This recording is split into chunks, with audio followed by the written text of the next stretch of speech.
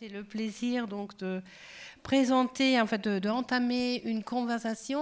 On vient de se dire avec Nikolaus Geierhalter qu'on préfère le terme Werkstattgespräch, conversation d'atelier, peut-être un masterclass.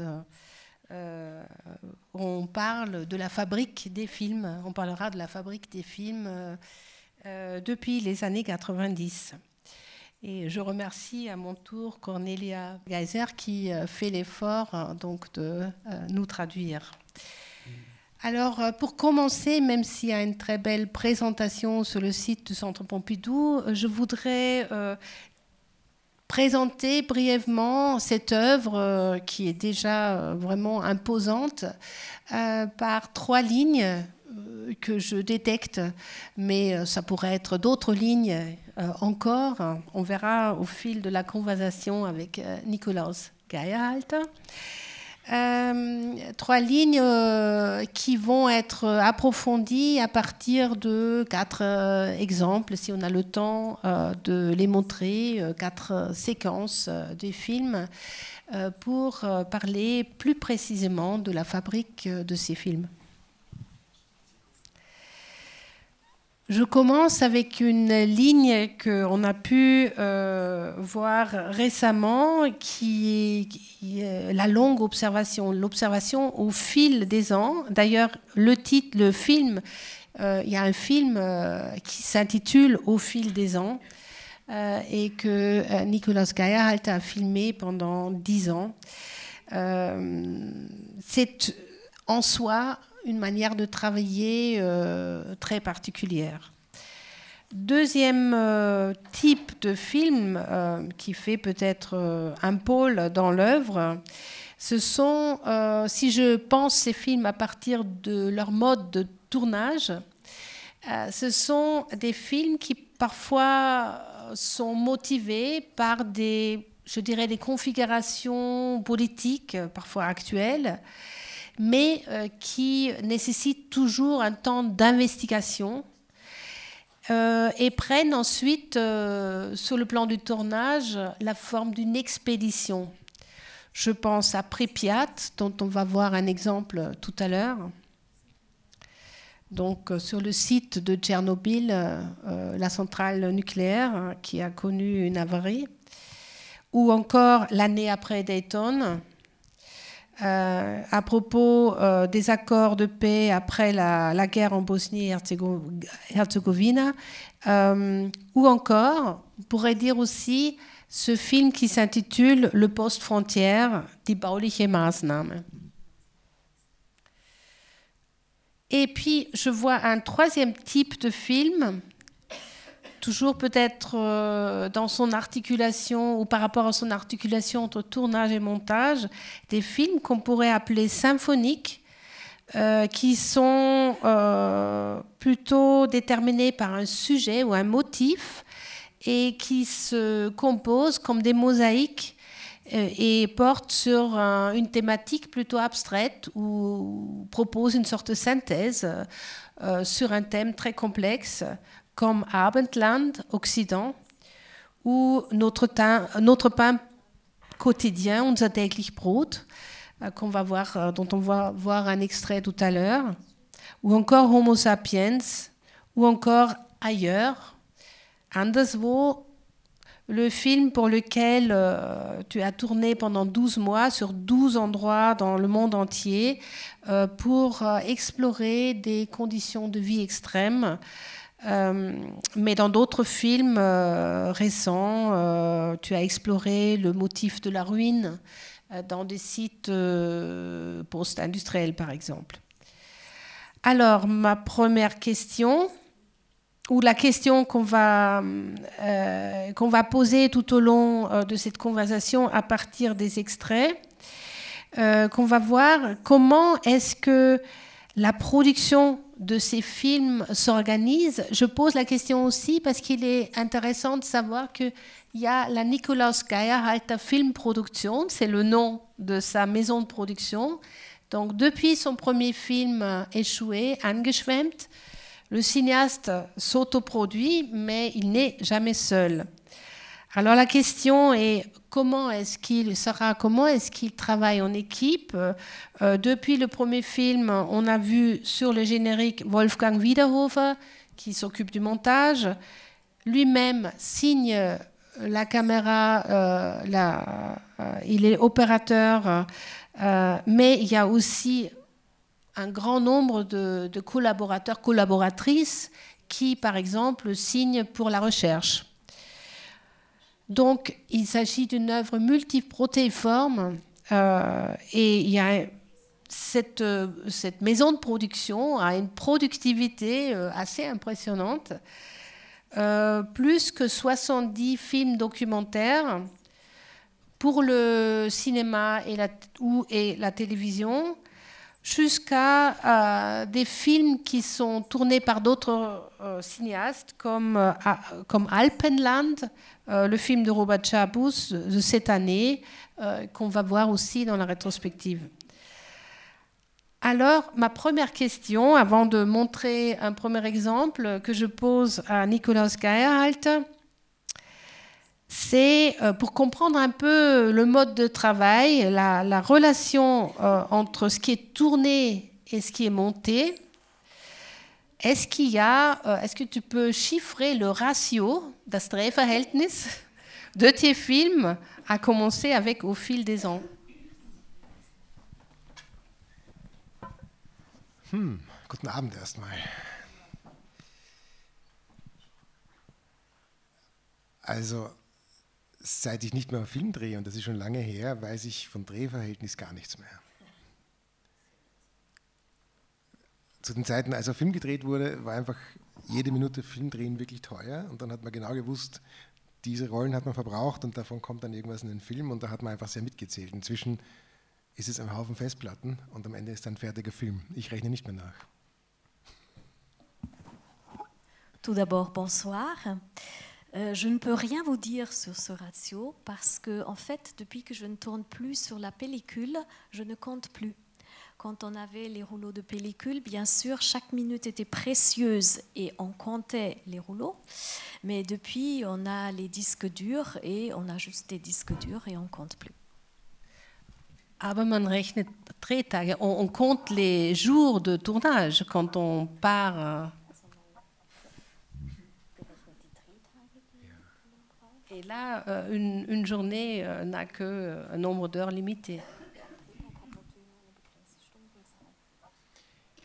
Est-ce qu'il y a des modes de production variables?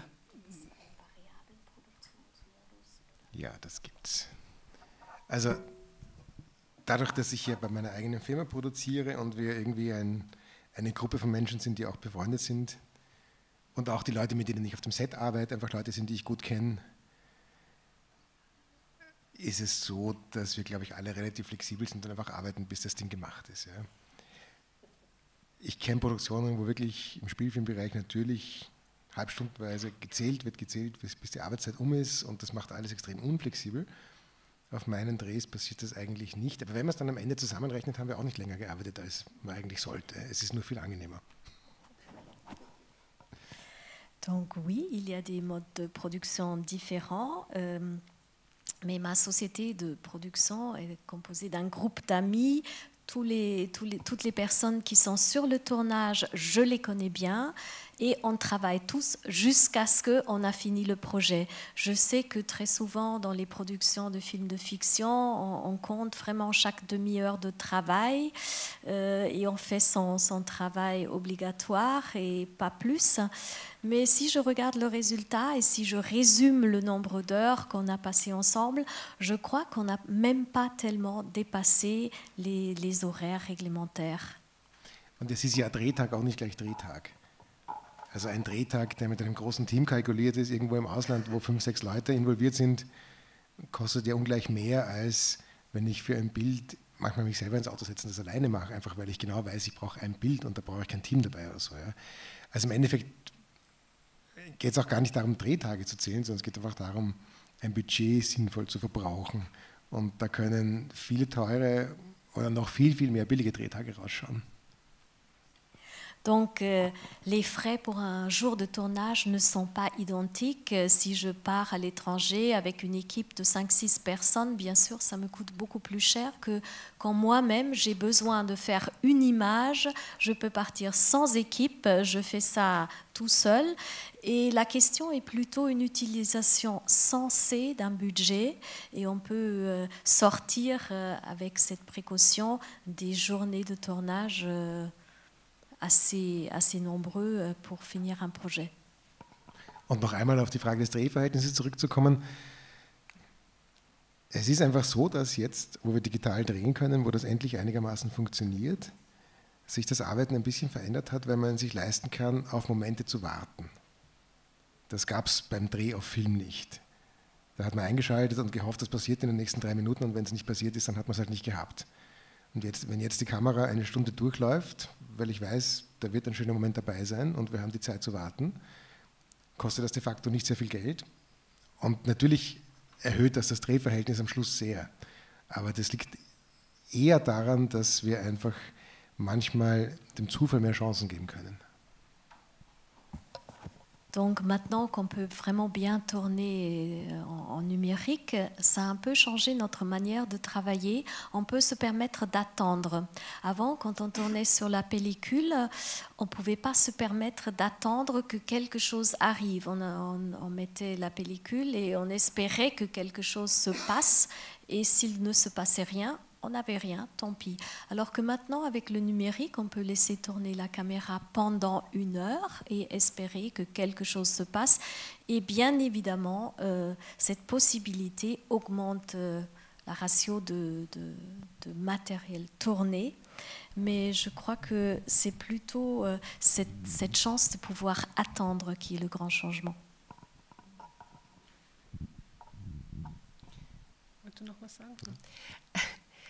Alors, je propose qu'on va maintenant approfondir ces questions à partir d'un exemple, car s'il y a du hasard dans les films de Nikolaus Geihalt, comme dans tout documentaire, voire même dans les fictions, il y a aussi beaucoup de soins formels de composition. Alors, je propose de montrer un extrait de Notre pain quotidien, film de 2005. On va voir un extrait qui nous mène vers l'agriculture industrielle.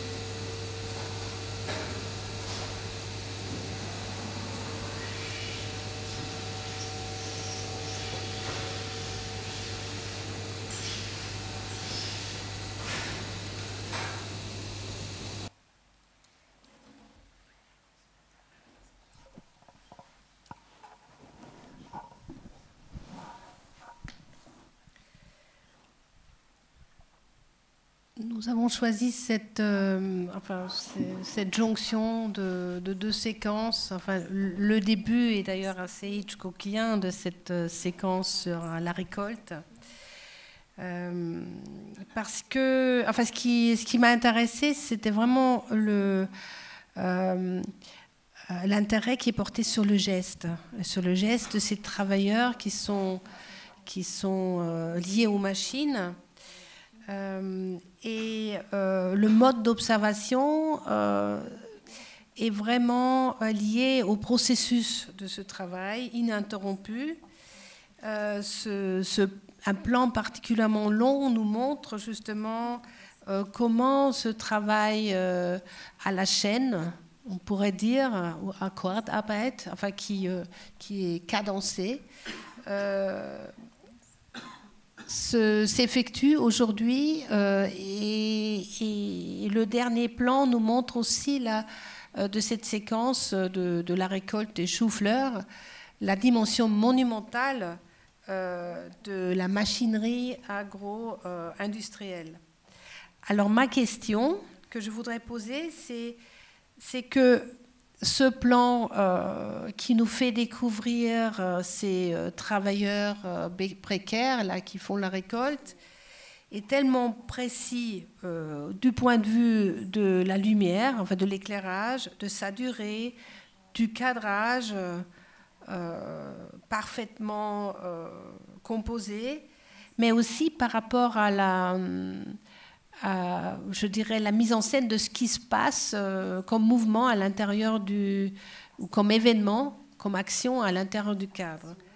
Alors, comment est-ce que de tels plans se tournent? Comment est-ce que tu prépares un tel tournage? Also ich glaube, der wesentliche Punkt der Vorbereitung ist eine Recherche, die Zugang verschafft. Ich habe das Gefühl, wenn man einmal an einem Ort ist, an dem man drehen möchte und wenn man sich dort frei bewegen kann, dann ist eigentlich das Schwierigste schon geschafft. Der Zugang und das Vertrauen der Firmen, der Pressemenschen, der Firmeninhaber zu gewinnen dafür, dass wir dort nichts Böses tun wollen und uns aber einfach sozusagen, ohne dass uns dauernd jemand hinterfragt, frei bewegen wollen, wenn wir schon da drehen. Das ist eigentlich immer mehr die erste Stufe, die mal erledigt werden muss. D'abord, la chose la plus importante, c'est de faire la recherche qui donne accès à ces lieux où on veut tourner, et je veux dire un accès libre qui permet de bouger librement, de se mouvoir librement, d'avoir gagné la confiance des entreprises, de leurs services de presse et aussi des collaborateurs, une confiance qu'ils nous font qu'on ne veut rien faire de mal chez eux. Und dann gibt es natürlich Drehbedingungen, wo man einfach schnell sein muss. Aber so etwas wie hier, diese Erntemaschine, die so ganz langsam weiterfährt und diese Erntearbeiter, die auf den Knien dahin kriechen und das mehr oder weniger stundenlang, das ist natürlich traumhaft zum Arbeiten, weil man erstmal beobachten kann und sich das dann wirklich kurz im Kopf überlegen kann, wie man es macht, weil man nichts verliert. Ja? Weil man es genau planen kann, weil man weiß, man kann die Kamera hier hinsetzen, man kann sie nachher noch da hinsetzen, man wird nichts versäumen. Also das sind Bedingungen, die natürlich selten angenehm sind.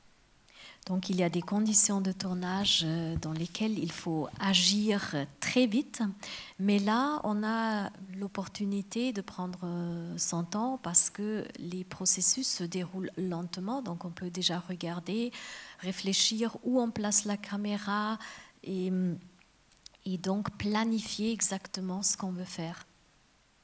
Also Vorgänge, die sich wiederholen und die berechenbar sind einfach generell natürlich ein Geschenk zum Arbeiten. Donc des processus qui se répètent, qui sont calculables, c'est vraiment un cadeau pour le travail. Weil es natürlich vorkommt, dass man Dinge wiederholen muss oder auch zum Schnitt Dinge aus verschiedenen Perspektiven drehen muss. Und in diesem Fall muss man niemanden bitten, Dinge einfach nochmal zu machen oder so. Ja, da kann man einfach wirklich niemanden, ohne dass man jemanden stört, einfach in aller Ruhe sozusagen Dinge umsetzen.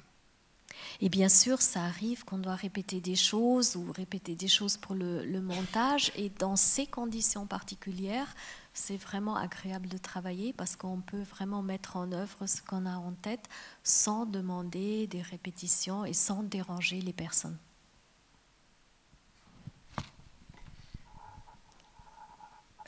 Merci. Enfin, on va poser d'autres questions par rapport à d'autres plans qui sont toujours si bien composés et aux soins que tu portes vers cette relation entre, je dirais, l'homme et son milieu.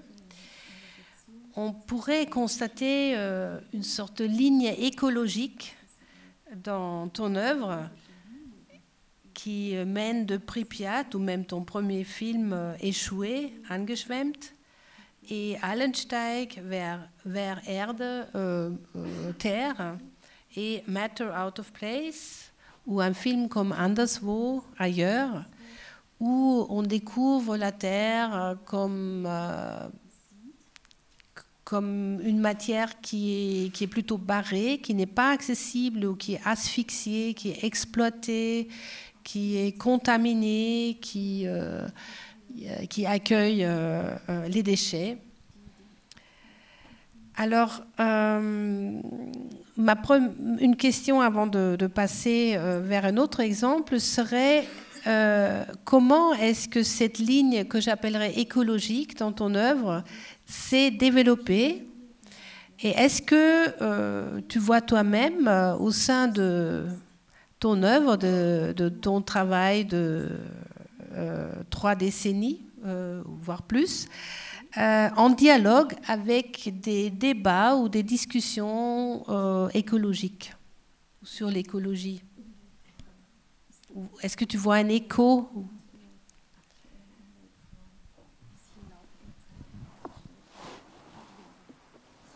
Ja, ich glaube schon, dass sozusagen einfach das Phänomen Mensch und Menschsein und Menschheit und Spezies Mensch mich interessiert. Ja?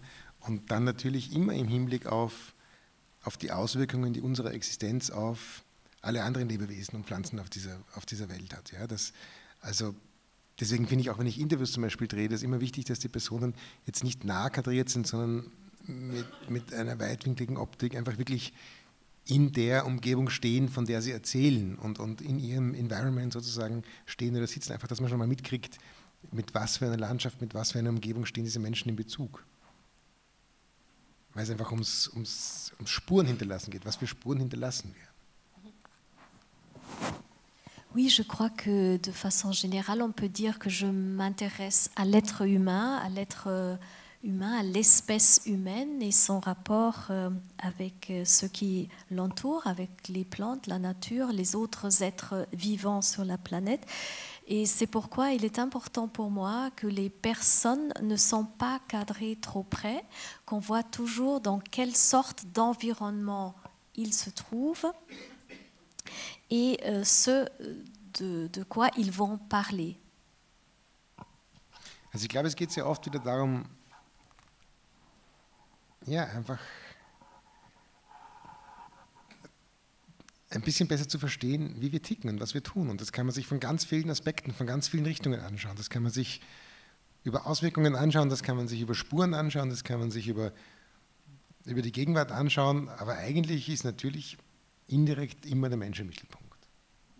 Auch wenn ich manchmal Filme mache, wo kein einziger Mensch vorkommt. Oui, dans mes films, je voudrais simplement comprendre mieux comment on fonctionne, comment on agit, et on peut le faire de maintes manières. On peut regarder les effets de notre agir, les traces, on peut regarder le présent, mais peut-être on peut dire que toujours l'homme est au centre de mes préoccupations. Comme dans Homo sapiens, est-ce que tu te vois comme une sorte d'archéologue du futur? Archäologe der Zukunft. Ja, also ich sehe eigentlich alle Filme, die ich mache, auch als Filme für zukünftige Archive. Als Filme, in denen zukünftige Generationen irgendwann einmal nachschauen können, was wir damals so gemacht haben. Weil ich auch glaube, dass Filme, die in Zukunft sinnvoll lesbar sein müssen, einen Stil haben, der irgendwie universell ist, der aus der Zeit steht und der auch so simpel unter Anführungszeichen gehalten ist, dass tatsächlich das Material auch noch eine Wertigkeit haben wird in Zukunft, das darin enthalten ist. J'ai oublié de traduire la dernière phrase de la réponse précédente. L'homme est toujours au centre, même si on ne le voit pas forcément dans l'image. Et maintenant, la deuxième réponse, oui. J'ai effectivement cette idée de constituer des archives pour le futur, pour que des générations futures puissent vraiment regarder comment nous avons vécu, et pour que ces films puissent être lisibles pour des générations futures, ils doivent avoir un style très dépouillé, très simple, qui rend donc cette lecture possible dans le futur. On pourrait peut-être dire avec Philippe Descola que tu t'intéresses à la constitution d'un mobilier de nos mondes par les hommes. Donc il y aurait un aspect qui va frontalement s'intéresser, un aspect dans ton travail qui va s'intéresser frontalement à ces mondes formés par les hommes. Mais il y a aussi un intérêt porté vers la figuration formelle de ce monde, qui est porté vers la question comment ce mobilier se montre à travers les créations humaines, ou comment on peut le regarder. Et il me semble que le regard, ton regard est extrêmement important, et aussi l'aspect formel de la construction de ce regard. Et à part les aspects écologiques, ce qui importe aussi dans tes films, me semble-t-il, parfois ce sont des aspects mythologiques. C'est-à-dire, tu montres le réel, mais tu t'intéresses au regard, à la manière dont nous percevons notre milieu, et dont nous constituons nos mondes. Alors peut-être que Angeschwemmt, ton premier film, Échoué, en est un bon exemple, parce que là, il y a des rites que tu vas observer, des rites funéraires, mais au sein d'un milieu, au sens écologique du terme. Il s'agit de faire le portrait d'une région ou d'un milieu près de Vienne, au bord du Danube, un très beau paysage où de temps en temps il y a des morts qui échouent, et où on s'occupe justement de ces morts. Alors, nous allons voir la fin de ce film dans une séquence un peu plus longue que ce qu'on a vu là, ou peut-être juste pour expliquer le contexte, où on rend hommage aux victimes du fleuve, à ceux qui ont été, qui ont péri ou qui ont surgi de ce fleuve, du Danube. Et c'est aussi le moment, la fin du film, où on va revoir une dernière fois, où on va faire le tour de ce petit monde que tu présentes, qui se trouve donc au bord du Danube. Par exemple, un sans-abri qui vit sous un pont, la Praterbrücke, un couple slovaque qui s'occupe d'un bateau, et encore le personnage principal, Josef Fuchs, qui est Totengräber, qui est gardien du cimetière de ce petit endroit. Alors, peut-être on regarde l'extrait pour en parler ensuite,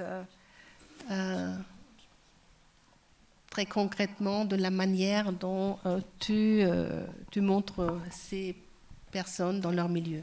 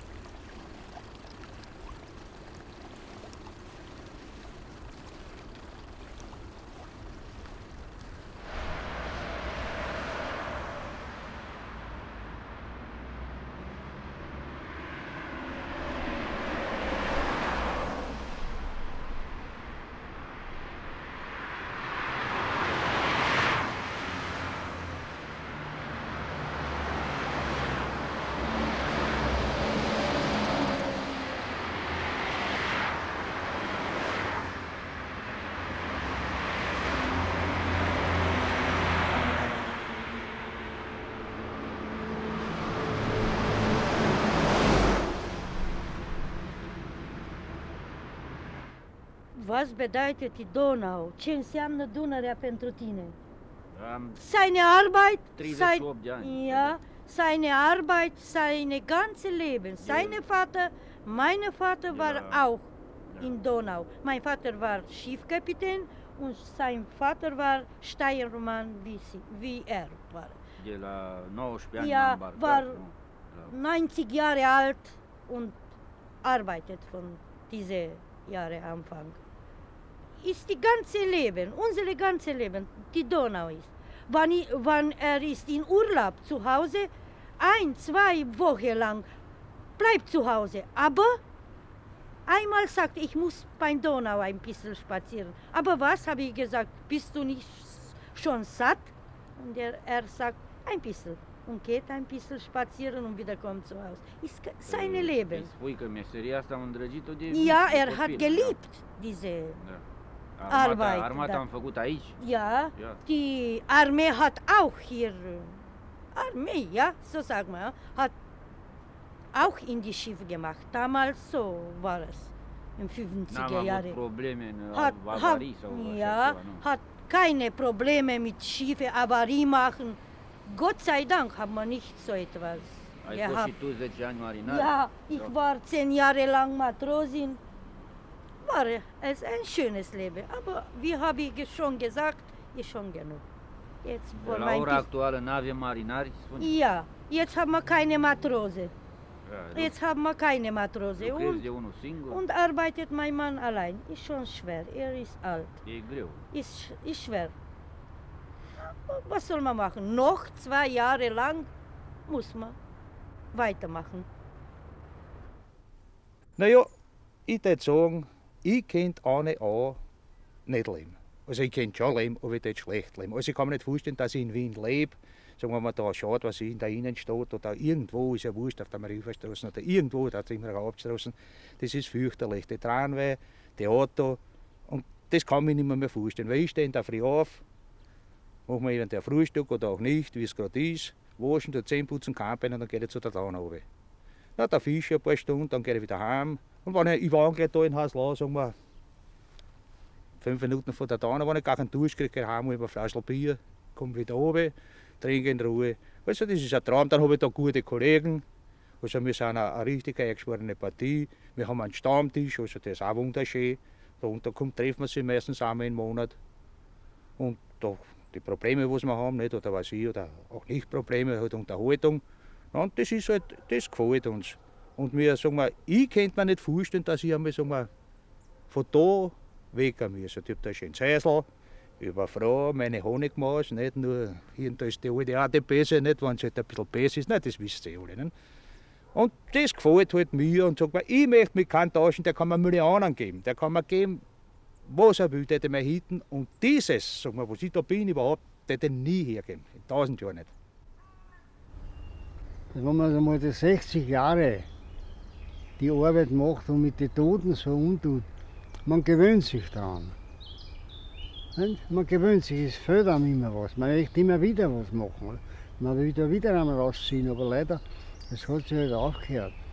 Wie wir zu Wien gekommen sind, seitdem Gemeinde Wien beerdigt niemand mehr.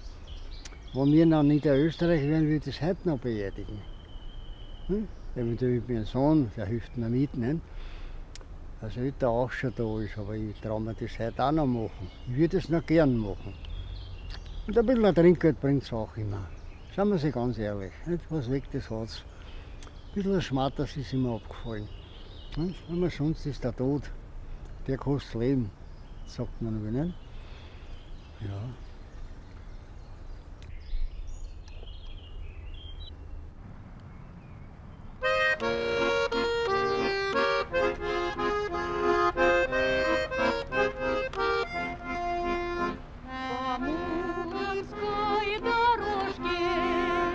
Стояли три сосны, прощался со мной, милый, до будущей весны. Прощался со мной, милый, до будущей весны. Он клялся и божился одной мной лежит. На сторонке одна меня любить.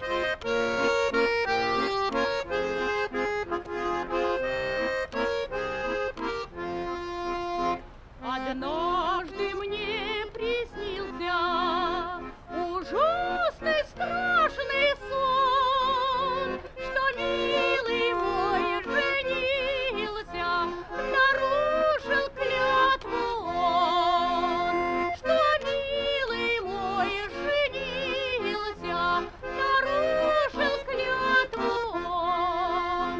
И сон мой скоро сбылся, и будущей весной мой милый возвратился с красавицей женой.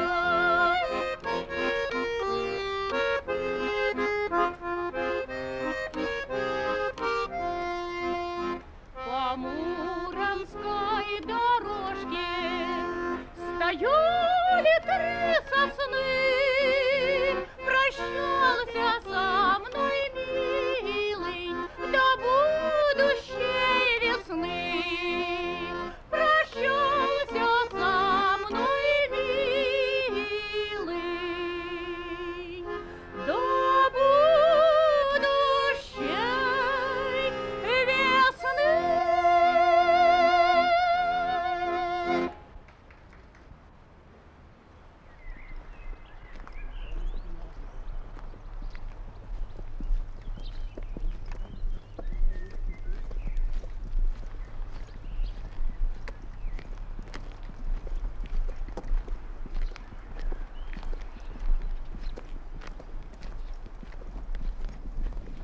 Oldi.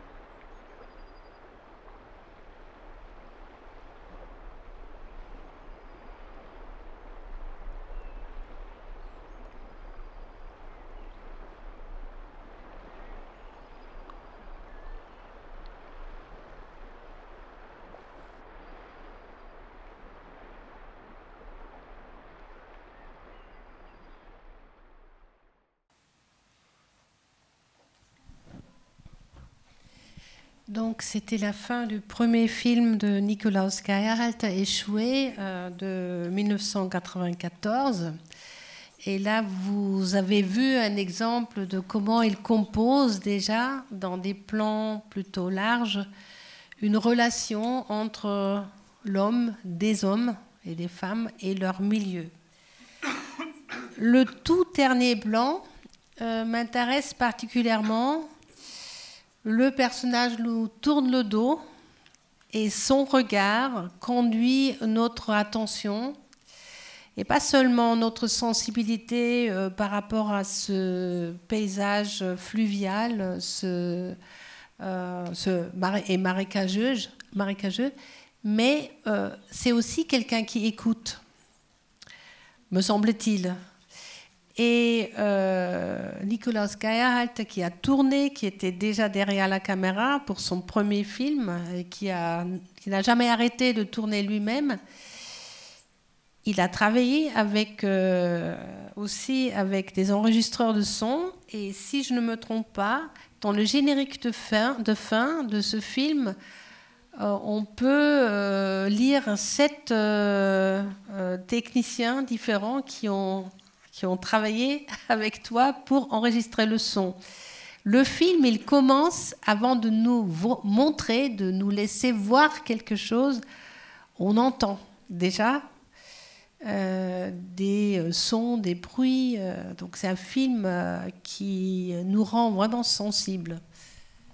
Alors comment est-ce que tu as travaillé? Pourquoi ce grand nombre d'ingénieurs de son?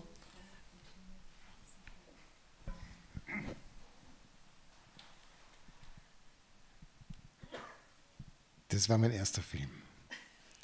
Und bevor ich diesen Film gemacht habe, war ich kein Filmemacher. Und niemand von den Leuten, die hier mitgearbeitet haben, hatten eine Ahnung von irgendetwas. Wir waren eine Gruppe von Freunden. Ich habe halt gesagt, ich mache die Kamera. Andere haben gesagt, okay, ich halte das Mikrofon. Ein dritter hat das Stativ getragen. Und dann haben die sich abgewechselt. Bei diesem Film hat der Wolfgang Wiederhofer, der später für eine Filmschneide zum Teil noch Ton gemacht, das ist wirklich der Anfang von etwas, wo wir als total naive Leute zwar schon einen Film machen wollten, aber hauptsächlich ging es einfach darum, das Ding irgendwie zu machen. Und wer halt gerade Zeit gehabt hat, ist mitgefahren. Deswegen so viele Menschen. C'était mon tout premier film et avant de faire ce film, je n'étais pas du tout un réalisateur. On était un groupe de copains et on a voulu faire ce film. Et ceux qui avaient le temps m'ont accompagné et c'est pourquoi on lit autant de noms parce que tout le monde n'était pas disponible au même moment. Et Wolfgang Wiederhofer était déjà là et il tenait parfois le micro. Il est devenu après quelqu'un de très important pour le montage de mes films. Mais on a changé, il y avait ceux qui portaient le trépied, ceux qui portaient les autres pièces de l'équipement. Donc on était juste un groupe de copains qui essayaient de faire un film. Also es stimmt, dass mir Ton extrem wichtig ist, Originalton. Ja? Auch jetzt, wenn ich arbeite, wir mischen in Dolby Atmos und wir nehmen vor Ort immer Surround-Ton auf,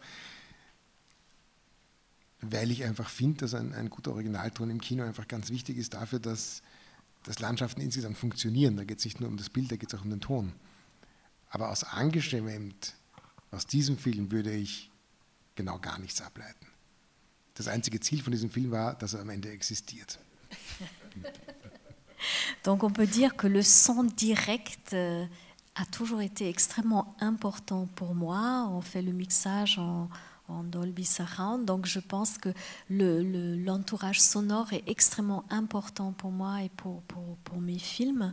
Mais de ce premier film Échoué, je crois qu'on ne peut absolument rien déduire. C'est peut-être aux critiques de déduire quelque chose, de voir dans ce portrait d'un homme par le dos, enfin de ce regard, la manière de composer, cette relation entre l'homme et son milieu, se dessine une œuvre. Évidemment, rétrospectivement, on voit déjà un style qui, sans doute, est aussi marqué par une expérience, par une connaissance de l'histoire de la photographie. On en parlera tout à l'heure, peut-être, ou de la peinture. Mais ce qui me semble important, c'est de voir qu'il y a déjà une une sensibilité pour la durée des plans. Une temporalité dans l'observation à la fois des mouvements, mais aussi des portraits, parfois statiques, mais à qui tu donnes le temps de respiration. Et ça marque le rythme du film. Est-ce que c'était, tu te rappelles encore des décisions que tu as prises à l'époque? Est-ce que c'était intuitif?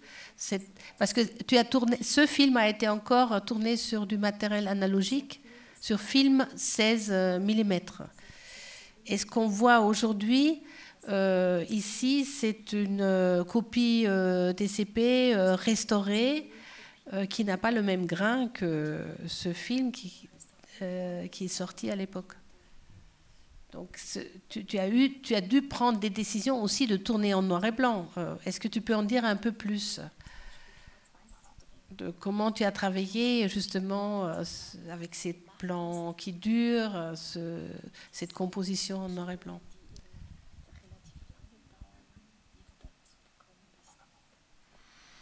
Das sind jetzt viele Fragen auf einmal. Also von hinten nach vorne. Ich komme ja von der Fotografie und ich finde bis heute noch, dass in einem Schwarz-Weiß-Foto auf irgendeine Weise mehr Realität enthalten ist als in einem Farbbild. Das kann man nicht erklären, aber durch die Abstraktion kriegt das Bild in der Sekunde, in der es dann sozusagen entwickelt ist, schon so etwas Historisches, auch wenn es noch Gegenwart ist. Also ich bin ein Freund von Schwarz-Weiß-Fotografie und das hat jetzt nicht nur praktische Gründe bei diesem Film, sondern wirklich auch, dass ich das so wollte. Ja. Ok, c'est beaucoup de questions et on va commencer par la dernière. Donc, je viens de la photographie et j'aime le noir et blanc et je trouve que une photo en noir et blanc contient peut-être plus de réalité déjà qu'une photo en couleur, bien que ça soit tout de suite historique, ça contient encore quelque chose du présent. Und dann war das so, dass ich mir halt eingebildet habe, Filme machen zu wollen zu einer Zeit, wo das wirklich technisch noch harte Arbeit war. Ja? Da gab es eben diese 16mm Kameras, die immer noch sehr schwer waren und einige Beispiele von Filmemachern, die dann auf die Schulter genommen haben und das waren alles sehr wackelige Reportagebilder, wo es auch um die Leistung ging, halt möglichst nah mitzufilmen, aber das waren keine schönen Bilder, da ging es einfach darum, es festzuhalten. Ja? Und das weiß ich jetzt schon, dass mich damals zum Beispiel Ulrich Seidel sehr beeindruckt hat, weil der eigentlich in meinen Augen der Erste war, der wirklich seinen Kameraleuten gesagt hat, okay, wir machen jetzt eine ganz langsame, ruhige Handkamera, die wie eine Steadicam dahin schwebt und die auch noch ein Schlussbild hat, die sich als künstlerisches Werk versteht, dieses Bild, ja, und nicht nur etwas abbilden will. Und das auf 16 Meter umzusetzen, ist tatsächlich gar nicht so einfach. Und das war schon etwas, wo ich auch hin wollte. Ja. Und dann kommt da automatisch eben der Zeitfaktor dazu, dass diese Dinge Zeit brauchen. Und dass eben in diesem puren Abbilden der Wirklichkeit, ohne dass irgendwie Musik und sowas dazukommt, in diesem Vorgang, das finde ich schon auch einen sehr, unter Anführungszeichen jetzt künstlerischen Prozess. Ja. Das ist wie ein schönes Foto, wie ein gutes Foto machen. Das macht man auch in Ruhe und schaut sich auch lange an. Also die Zeitdauer war schon von Anfang an etwas, was mir wichtig war. Donc, quand j'ai commencé à faire des films était encore un travail physique intense. Les caméras 16 mm étaient des machines assez lourdes et les mettre sur l'épaule donnait des résultats. On faisait plus ou moins des reportages pour fixer des instants, mais esthétiquement parlant, ce n'était pas de très belles images. Et un des premiers qui m'a beaucoup inspiré à l'époque était le réalisateur Ulrich Seidel, qui a utilisé la caméra à l'épaule de façon très lente et pour des prises très, très longues, comme une Steadicam. Et avec les 16 mm, c'était encore très, très difficile pour bien le faire. On avait besoin du temps. Et c'est ainsi que la dimension du temps est immédiatement entrée dans ma façon de faire. Et j'ai essayé d'obtenir cet effet. De la même façon qu'on fait par exemple une photo au noir et blanc, on prend son temps pour faire la prise et ensuite on prend le temps pour regarder et là on a déjà un début de processus artistique. Also wenn ich das jetzt sehe, dann sehe ich auch Stilelemente, die bis heute da sind, ja, und finde das auch fast ein bisschen erschreckend, wie wenig ich mich weiterentwickelt habe, wenn man das so sagen will. Aber es ist und bleibt der allererste Film und ich sehe vor allem ganz, ganz viele Ungenauigkeiten, Dinge, die ich heute anders machen würde, im Detail, Blickrichtungen, die ich anders machen würde, Bilder, die ich anders kadrieren würde. Also das Gute an diesem Film ist, dass er existiert, ja? Aber ich würde ihn jetzt nicht mehr als Visitenkarte herzeigen. Es ist wirklich ein Herantasten an ein Medium Film, ja? Ein Beherrschen, Lernen von einem ziemlich komplexen Arbeitsvorgang eigentlich. Donc, quand je regarde ça, oui, effectivement, il y a des éléments de style que j'ai conservés et je suis presque un peu effrayée à penser que je n'ai pas beaucoup évolué. Mais c'est mon premier film. Si je regarde ce film en détail, il y a beaucoup de choses que je ne ferai plus de la même façon, des cadrages, des points de vue, etc. Et son grand mérite est d'exister, mais je ne le montrais pas comme ma carte de visite. C'était plutôt une tentative de m'approcher de ce processus incroyablement difficile qui est de faire des films. Bon, c'est peut-être à nous d'apprécier la grande beauté de ce film et son charme aussi, sans doute. Et le milieu que tu montres qui n'existe plus aujourd'hui, et j'imagine aussi que la plupart des personnes dont tu as dressé le portrait ne sont plus de ce monde. Ce qui rejoint ce que tu as dit tout à l'heure. On filme la mort au travail quand on filme. Phrase de Cocteau, je crois. Mais pour revenir sur cette question qui est en un sens déjà implicite dans ce film, qui montre un milieu, un paysage qui à l'époque avait été préservé d'ailleurs par des mouvements politiques et civils contre un barrage près de Vienne.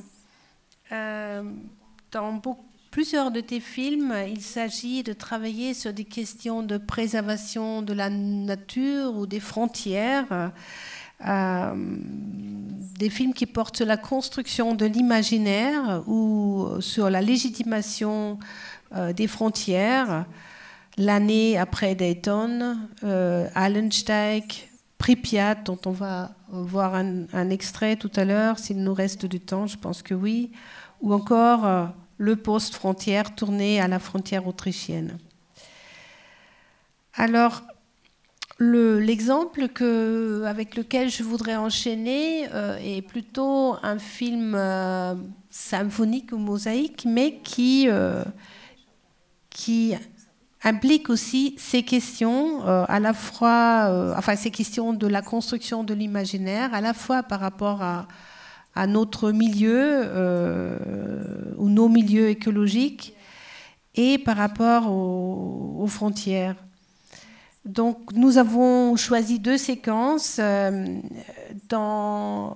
où tu traites notre manière de gérer le phénomène de la migration, des demandeurs d'asile, les frontières de la forteresse Europe. Et une autre séquence qui enchaîne avec des questions écologiques qui dépassent les frontières.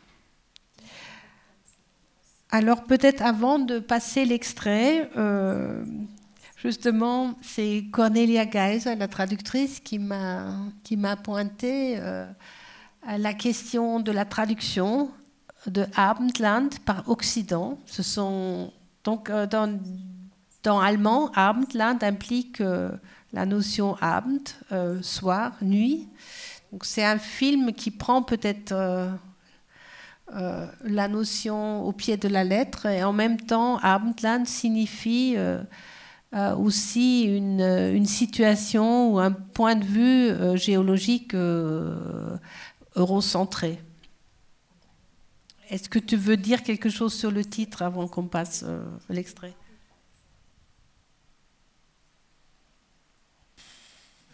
On peut aussi juste pointer la différence, mais c'est un choix. On parle tout à l'heure. Also mit Filmtiteln ist es wie mit Filmen insgesamt. Irgendwann sind sie, wie sie sind, und dann muss man so tun, als ob es immer so gedacht gewesen wäre. Da darf man nicht mehr dran rütteln und nicht mehr drüber nachdenken. Donc, avec les titres des films, c'est exactement qu'avec les films eux-mêmes, à un moment, ils sont comme ils sont, et puis il ne faut plus y toucher, il faut prétendre que depuis toujours, c'était pensé comme ça. Bon, passons l'extrait et peut-être on reviendra là-dessus. Donc le film date de 2011.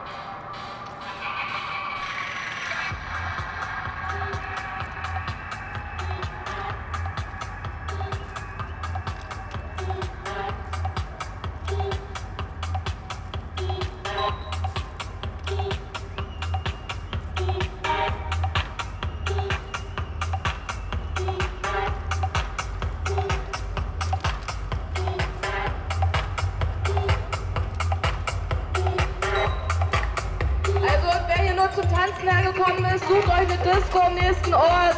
Alle anderen auf die Schiene bitte.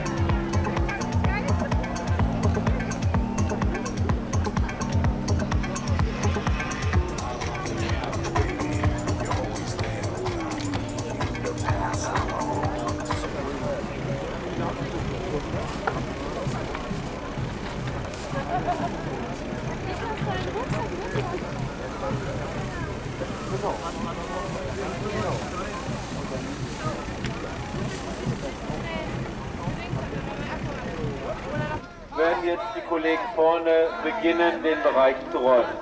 Bitte unterstützen Sie die Kollegen, damit es nicht zu Verletzungen kommt. Das Geläuf hier ist sehr uneben. Es sind hier überall Feuer gemacht. Wenn Sie dort reinfallen, kann es wirklich zu argen Verletzungen kommen. Deswegen unterstützen Sie. Nächste Team. Rico? Hier sind wir. Wir sind da.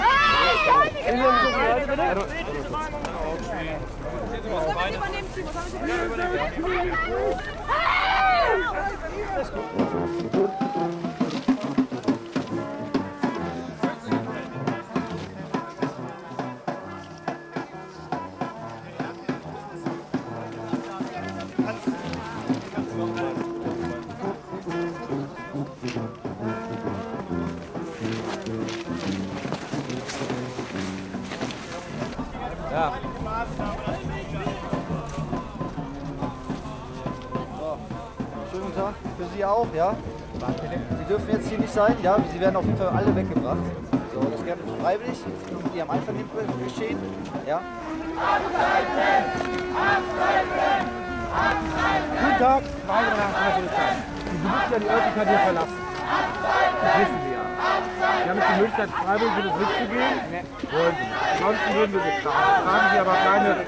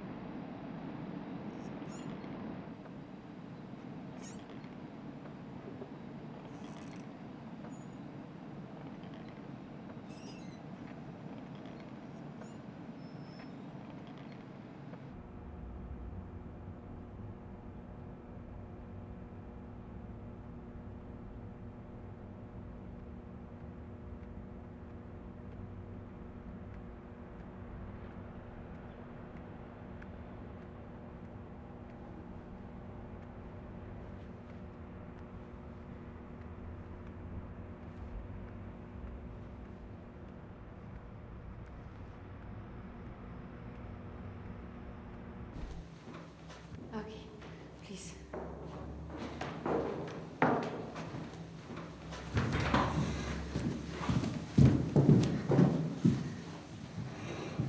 Okay.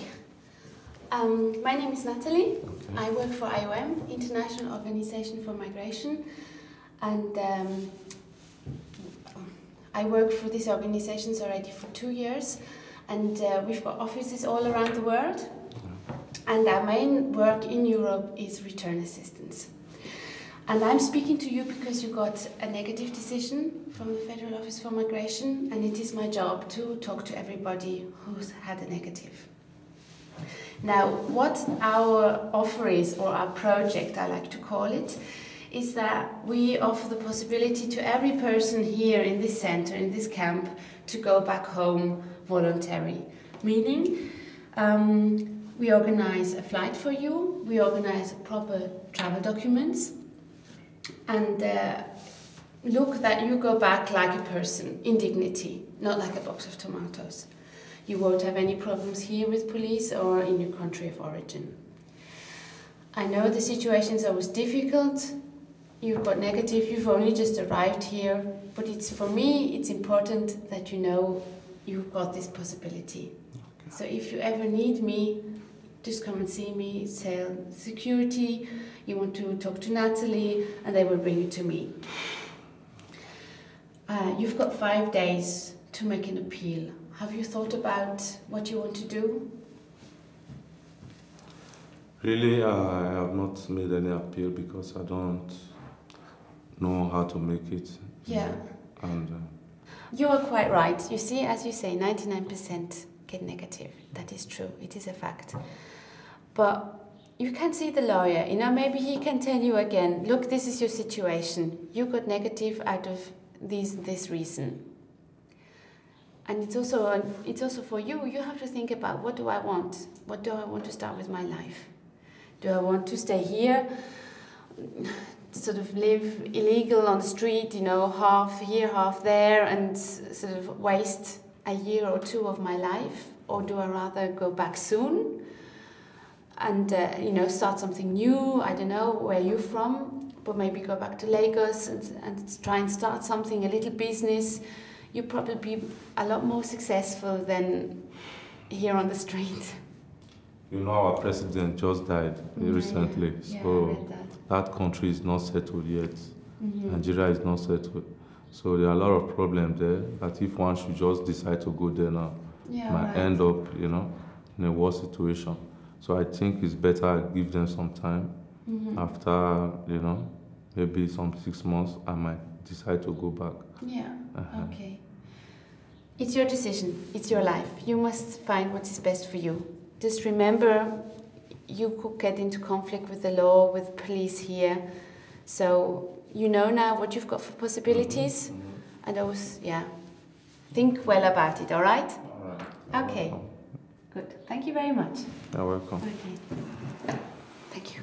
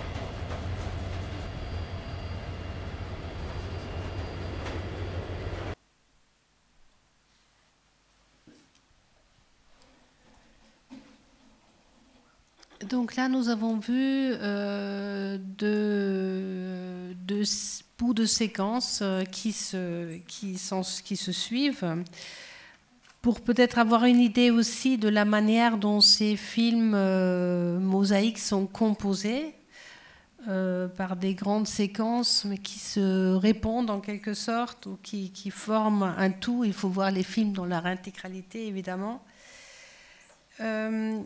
Et je dirais, pour revenir à la notion, au titre Abendland, qui n'est plus une notion très habituelle dans l'allemand courant aujourd'hui. On parle de l'Ouest aussi, de Westen, l'Occident. Donc Abendland fait penser aussi à Oswald Spengler, par exemple, der Untergang des Abendlandes, une manière pessimiste peut-être de penser la morphologie de l'histoire du monde. Moi, je dirais que dans ce film, même s'il nous parle des constellations écologiques menaçantes, un transport de déchets nucléaires contre lequel les activistes se mobilisent, une manière de assez musclé d'affronter la migration. Je dirais qu'il ne s'agit pas tellement de filmer un déclin, mais pour le dire avec Musil, de faire de la vivisection, c'est-à-dire une observation du vivant. Et ce qui est frappant dans tous les films de Nikolaus Geierhalter, c'est un grand moment de réflexivité qui est à un moment donné donné ou produit par la manière dont la caméra est posée, dont tu filmes, dont tu cadres, dont tu poses ou soulignes la présence du regard. Il y a dans ce film des séquences où c'est beaucoup plus explicite encore, une séquence précédente filmée dans un studio de porno où la police répète pour le jour J où est formée. Mais ce qui m'intéresse, donc ma question porterait sur ces deux séquences qu'on vient de voir, où tu filmes des processus sociaux, où tu t'intéresses une fois à la manière dont des grands groupes se comportent, des activistes et face aux activistes la police allemande, ou encore dans un huis clos, un entretien entre une femme qui propose à un migrant un entretien, de l'aide dans un dispositif de retour. Alors ma question serait, quel rôle joue dans ce genre d'observation ton propre regard et comment tu décides ou tu détermines ta propre position d'observateur? En fait, tu as parlé tout à l'heure du fait de la confiance que tu peux obtenir, mais est-ce que tu peux en dire un peu plus par rapport aux deux séquences qu'on vient de voir?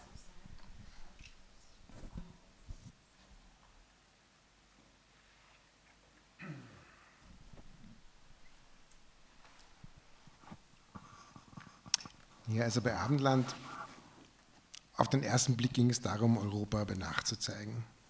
Aber natürlich hat mich viel mehr interessiert, wie Europa funktioniert und wie wir glauben, dass wir dieses Abendland, das ja jetzt historisch als Begriff auch immer so ein bisschen sich erhaben dargestellt hat, wie wir das glauben, beschützen zu müssen, was so die Mechanismen sind, wie Grenzen gezogen werden, wer darf drinnen bleiben, wer darf rein, wer darf nicht hinein. Dieses Gespräch, das hier gefilmt wurde, war ja auch kein Hilfsangebot, das war ein Abschiebegespräch, das war ja eigentlich sozusagen ein Versuch, jemanden, der kein Asyl bekommen hat, auf die freundliche Art zum freiwillig Zurückkehren zu bewegen.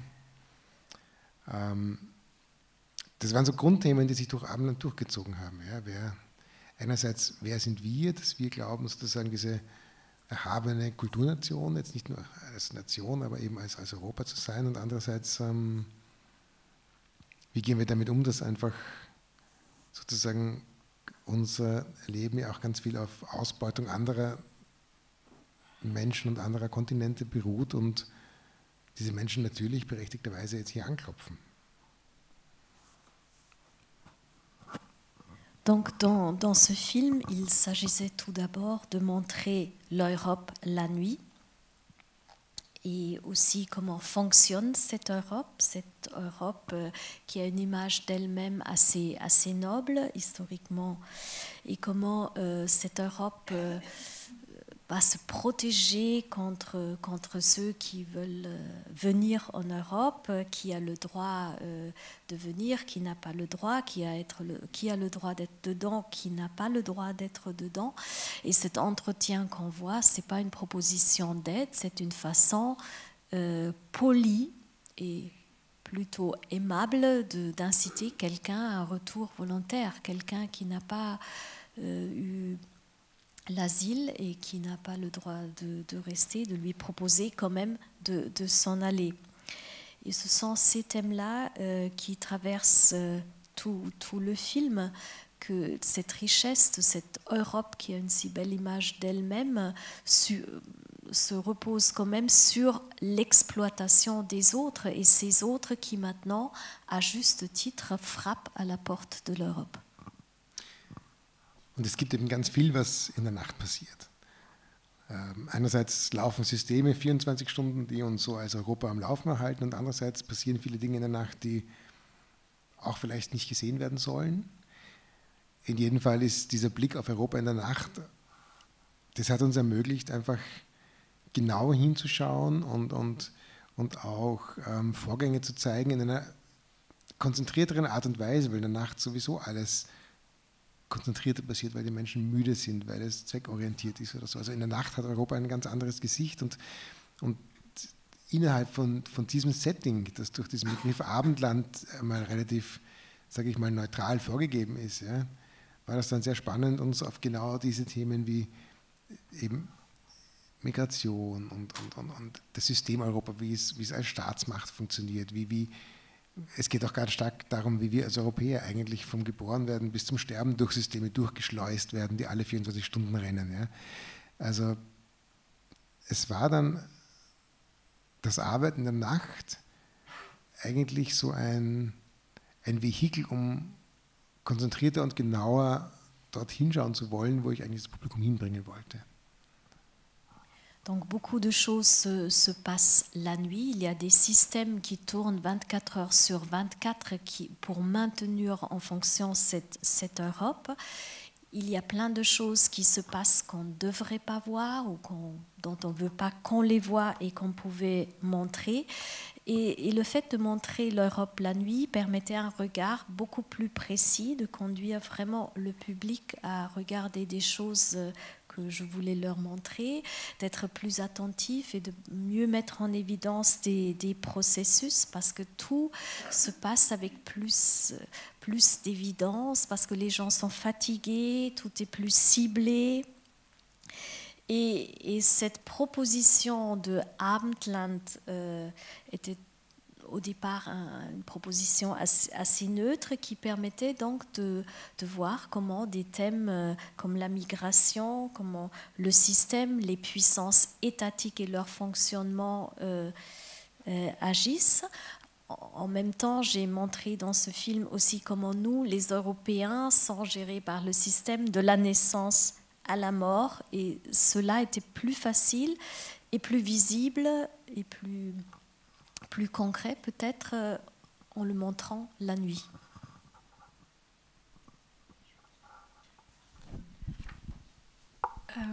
Je voudrais peut-être revenir sur la position de la caméra ou sur l'intérêt qui ressort de certaines séquences de ce film, y compris les deux qu'on vient de voir. C'est un certain intérêt porté vers le jeu, je dirais le théâtral, la répétition au sens de probe, de répéter pour un événement, ou peut-être aussi au sens d'une répétition d'un procédé qui se répète tous les jours. De ce point de vue, tu t'intéresses aussi aux règles, ou tu montres par là les règles qui sont en jeu dans nos démocraties, enfin dans l'Occident. Est-ce que tu vois une proximité ou une affinité avec certains cinéastes qui s'intéressent aussi à ce type de situation théâtrale, performative, comme Frederick Wiseman ou Haroun Farroukhi? Tu as mentionné tout à l'heure Ulrich Seidel pour la composition de tes plans. Et là, je dirais, on voit les deux éléments. L'intérêt pour des processus et toujours une conscience, une réflexivité par rapport à ce qu'est ton regard, ou le regard que ton film produit.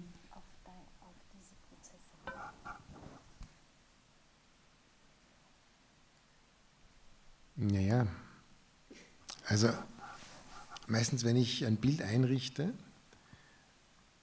dann bespreche ich das ja auch mit den Protagonisten und Protagonistinnen und sage ihnen genau, von hier bis hier geht das und da werden wir jetzt filmen, entweder ein Interview oder eben eine Alltagshandlung, was auch immer. Und ich beschreibe das auch und sehe es auch so immer wie eine Art Bühne. Ja.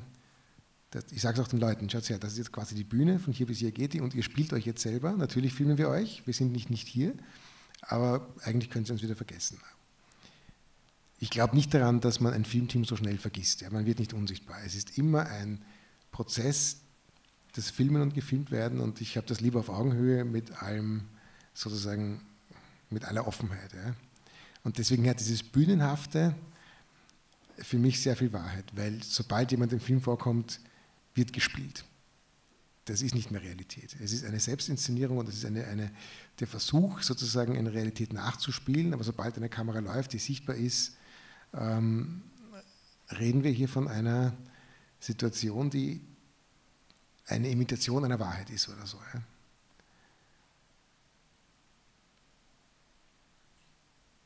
Und gibt es was zu sagen?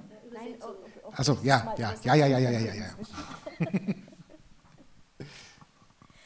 Oui, quand je fais mes cadrages, bien sûr, je parle avec les protagonistes, soit dans une situation d'interview, soit dans une action du quotidien que quelqu'un est en train de faire. Et effectivement, je leur montre de là à là, vous pouvez aller, vous serez filmé. Donc c'est clairement une situation de plateau, de théâtre.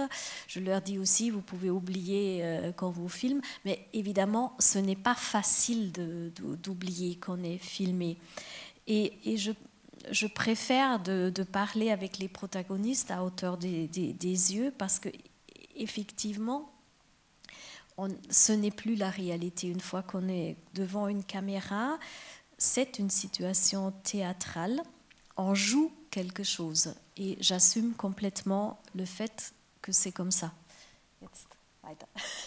Also wenn wir jetzt zum Beispiel von diesem Gespräch reden, das wir gefilmt haben mit dieser Frau, die für diese IOM arbeitet und die diesem Mann erklärt, dass er keine Chance haben wird, ja. Das ist zum Beispiel so entstanden, dass wir vorher gefragt haben, ob wir so ein Gespräch drehen können. Und diese Frau hat dann herumgefragt und hat ihn gefunden. Das Gespräch war echt, er hat zum ersten Mal diese Sachen gehört. Aber natürlich hat er und hat sie, wir haben vorher gewusst, da hier wird die Kamera stehen. Er hat gesagt, er möchte gerne, es ist okay, dass er gefilmt wird, aber er möchte sein Gesicht nicht erkannt haben. Deswegen war dann auch die Richtung einfach so. Und das ist genau diese Situation. Also wir haben das vorher mit allen besprochen und quasi hier ist die Bühne, hier spielt jetzt diese Geschichte und trotzdem war nicht klar, was passieren wird. Ihm war es nicht klar, ihr war es nicht ganz klar. Das Gespräch hätte anders verlaufen können. Also wir haben jetzt nicht ein Gespräch, das vorher schon passiert ist, nachgespielt. Aber es war ganz klar, dass dieses Gespräch auch für die Kamera in diesem Raum, in diesem Bild passieren wird. Donc pour revenir aux extraits montrés, vous vous souvenez de cet entretien entre la dame et ce jeune homme qui sait qu'il n'a pas le droit de rester. Évidemment, nous avons parlé avec elle pour lui demander si elle acceptait qu'on filmait un tel entretien. Elle a elle-même après demandé à des candidats s'ils acceptaient d'être filmés. Et quand on avait trouvé nos deux protagonistes, ils savaient exactement où était la caméra. Bien sûr, il y avait cette requête du jeune homme de ne pas montrer son visage. Donc ça a fixé la direction du regard. Et c'était bien sûr comme un plateau. En revanche, on ne savait pas ce qui allait se passer pendant cet entretien parce que cet entretien n'a pas été répété. C'était comme ça que ça se passait. Mais tout le monde était au courant de la situation. Pour rester avec l'exemple qu'on vient de voir, en fait, ces séquences de Abendland, Occident, il me semble dans plusieurs de tes films, y compris Pripyat, dont on ne verra pas d'extrait maintenant, on n'aura plus le temps, tu montres souvent des milieux, des paysages par exemple, des habitats, qui peuvent servir à des usages très variables. Et là, on vient de voir cette forêt nocturne où des rails passent, où il y aura un transport nucléaire à prévoir, et des activistes qui préparent le blocage des rails. et puis des jeunes qui entendent la musique et qui se rendent à une rave party, qui veulent danser, parce qu'il y a aussi la musique. Et il y a la police qui a le devoir ou la fonction de déblayer le terrain. Donc, ce qui me semble, ce qui t'intéresse aussi, c'est de montrer à partir d'un milieu les tensions ou l'éventail des usages très très variables de ces lieux. Et de ces lieux qui sont toujours des lieux de civilisation et des lieux sociaux. Comme tu dis, même si tu ne montres pas des humains, tu montres leurs traces. Il n'y a pas de nature sans civilisation, très peu en tout cas.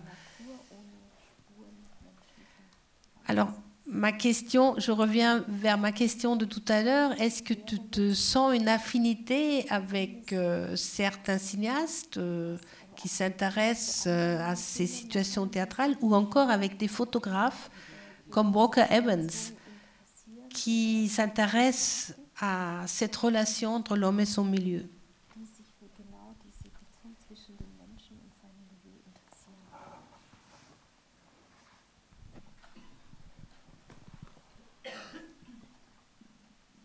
Ich könnte jetzt hier keine Namen nennen. Einfach weil ich ja hauptsächlich das Gefühl habe, dass ich für mich die Filme mache über die Themen, die mich gerade interessieren, und meine Arbeit ist eigentlich eine sehr autistische auf eine gewisse Weise. In dem Sinn, als ich so ich glaube in der Branche so ein bisschen als Insel funktioniere und als Institution und auch wirklich gar nicht so intensiv mich mit den Arbeiten von Kollegen und Kolleginnen auseinandersetze. Ich zwinge mich manchmal zum Beispiel, wenn ich gefragt werde, bei einem Festival in eine Jury zu gehen, einfach um ein bisschen mitzukriegen, was so passiert, aber hauptsächlich beschäftige ich mich mit meinen eigenen Filmen, und wenn sie fertig sind, dann ist es auch gut. Dann muss ich nicht noch ins Kino gehen.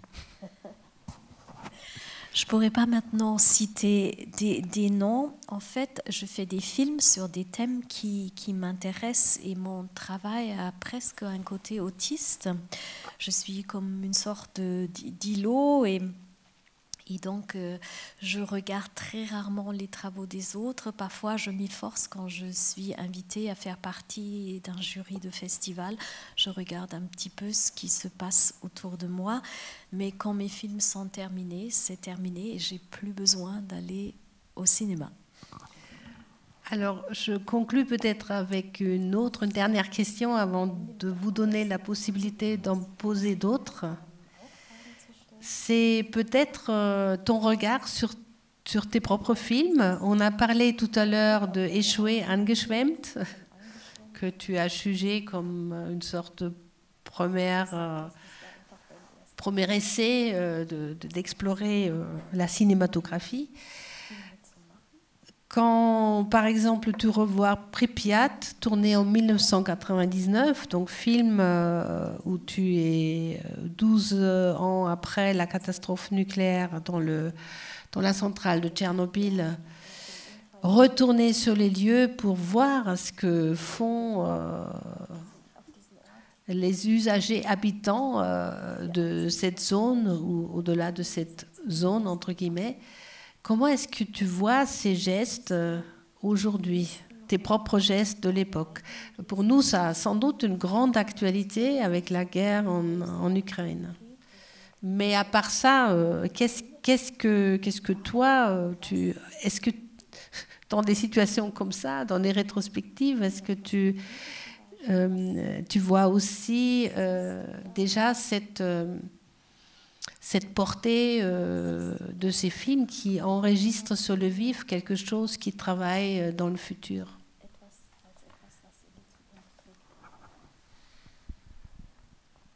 Also Pripyat hatte natürlich ein ganz anderes Thema, als es jetzt durch diesen Ukraine-Konflikt vielleicht auch noch bekommen hat.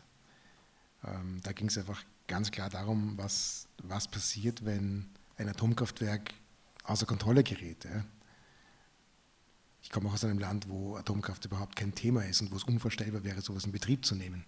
Und ich weiß, dass ich hier in einem Land bin, wo sehr viel Strom aus Atomkraft kommt. Also Pripyat war ein eindeutiges Statement gegen Atomkraft und ist aber natürlich auch auf eine Art und Weise gestaltet, wie Filme, die in einem Archiv liegen und die man jetzt auch mal anschauen kann und auch in einen anderen Kontext bringen kann. Und natürlich denke ich mir jetzt auch, okay, was ist eigentlich aus diesen Orten geworden oder sowas. Ja, das ist so. Aber Filme, die Teil der Filmgeschichte werden, sind ja dazu da, immer wieder ein neues Leben zu bekommen. Das ist einfach so das sind so wie Bausteine, die man schafft und man weiß ja selber nicht, zu was sie später zusammengebaut werden. Donc Pripyat avait un tout autre sujet au départ que le sujet qu'on peut maintenant y voir à cause de l'actualité du conflit en Ukraine. C'était clairement une prise de position contre l'énergie nucléaire. Je viens moi-même d'un pays où il n'y a pas de centrale, alors qu'en France, il y en a beaucoup. Et bien sûr, quand on fait des films pour des archives du futur, quand on les regarde, on peut les réinterpréter, les recontextualiser. Et je crois que c'est un mouvement tout à fait normal pour ce type de film. Aber irgendwie sind einfach Filme auch wie Kinder, die entwickeln, sobald sie fertig sind, ein eigenes Leben, haben eine eigene Karriere, manche weniger, manche mehr. Und das ist vollkommen unberechenbar, was dann passieren wird. Ja? Und deswegen, genauso wie man Kinder gehen lassen muss, muss man Filme auch gehen lassen. Und ich weiß es ja auch, wenn Filme fertig werden, so 1, 2 Festivals, 3 Festivals, das finde ich manchmal interessant, weil da noch ein Feedback kommt, das mich interessiert. Aber irgendwann einmal gehen Filme einfach ihre Wege und sind Teil der Kulturgeschichte und was dann passiert, ist vollkommen außer meiner Vorstellung und auch außer meiner Reichweite sozusagen. En fait, les films, c'est comme des enfants. À un moment, c'est des adultes, ils partent, certains font une carrière plus intéressante que d'autres, et il faut les laisser partir. Et ce qui m'intéresse peut-être au début, pendant 2-3 festivals, c'est un petit peu l'accueil qu'on leur réserve.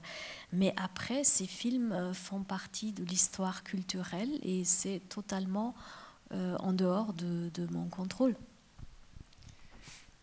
On me signale qu'en fait, on n'a plus le temps de passer la parole au public, mais je vous invite donc au nom des organisateurs de cette rétrospective à explorer, à voir, suivre les films de Nikolaus Geierhalter, qui ne sont pas seulement des sismographies de notre monde, de la mondialisation, mais aussi les films qui explorent le régional et le détail de l'homme et de son milieu. Et je laisse la parole donc à Julien. Oui. Moi, je voulais juste remercier énormément Nikolaus pour s'être prêté à cet exercice, et puis à Christa et à Cornelia pour toutes ces traductions et ces questions. Voilà, il est effectivement, malheureusement, il y a un temps imparti puisqu'on doit démonter le décor, puisqu'à 20h, Nikolaus va vous présenter son avant-dernier long métrage, Terre. Voilà, donc merci beaucoup pour votre présence et on espère vous voir dans 15 minutes. Merci.